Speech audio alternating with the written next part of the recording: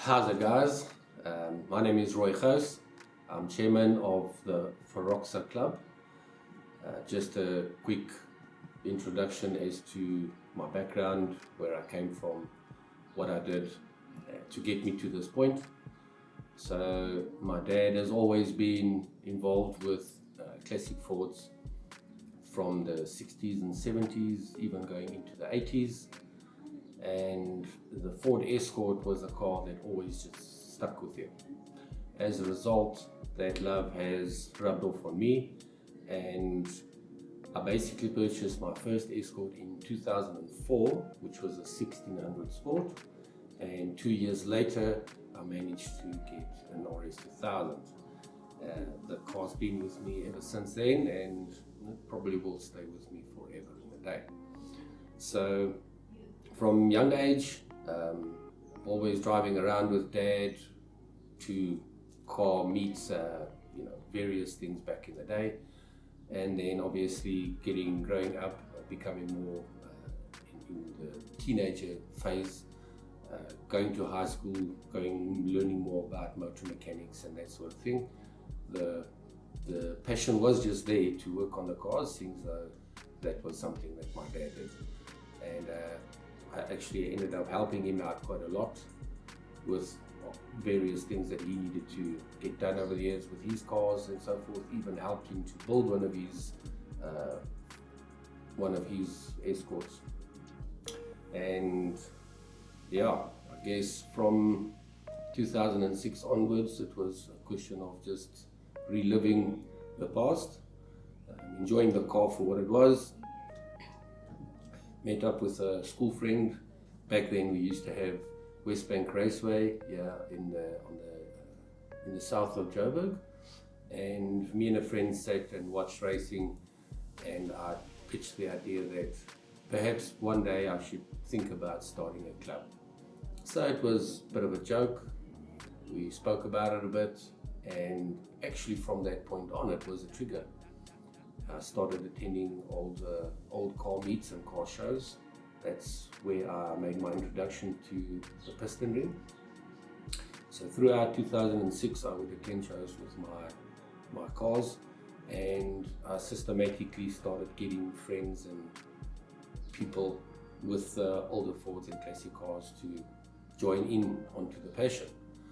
As of 2007, we decided to form an actual club, and we've actually been going on ever since then. So starting up with a club in 2007, the idea was always to visit the Piston Ring Car Club. They have a monthly meeting car show, and every month usually focuses on a different brand or an era of cars. We extended that by including things like breakfast runs to odds and end places that people like to go, get a bit of a road time going out. And we've even dabbled with going to a racetrack, Swartcourt racetrack, where one of our people just feel like they want to have a blast for the day on the track. And within the club's days, we were contacted by other Ford groups, other car clubs, more modern cars, and we set up an attempt to break a world record for the most Fords together at one spot.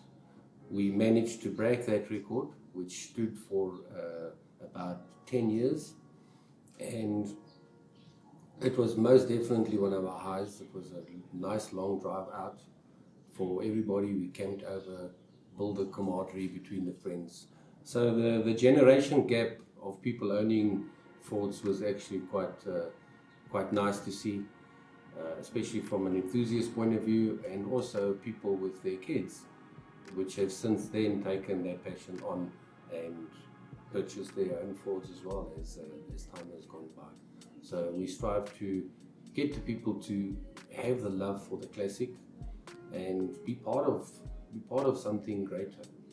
So as we started gaining traction with events, we got wind of the Pretoria Motor Club, which hosted an event called Cars in the Park, and that is done at Swartcourt Raceway. The reason for that is all car clubs come together and park their various cars right around the track.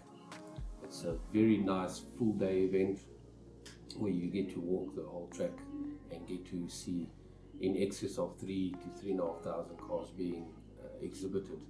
So specifically an event like Cars in the Park, where people come together from almost right across the country, we've seen some good relationships and bonds and friendships made out of that, and also joining the family. And even though they might not be able to join us all the time due to distances, there are occasions where we go towards them and do events up coastal or more inland, and enjoy the setting where we get to see the people from the Free State, Durban, Cape Town, that sort of thing.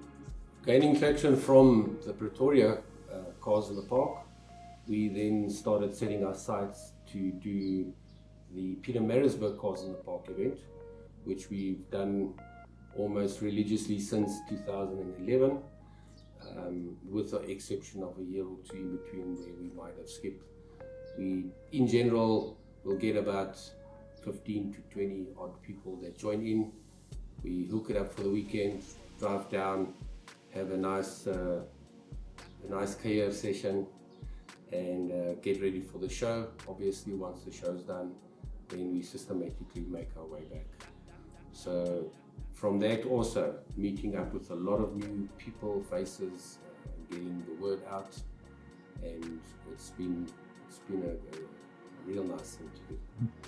So as soon as the youth start taking interest into these, onto the older cars, we like to push them in the right direction by spurring them on to get the car up and running, even if it has a rusty bonnet or smaller things. You know, people tend to think that a car needs to be perfect all the time, but it's not actually the case. It's more enjoying it in the moment.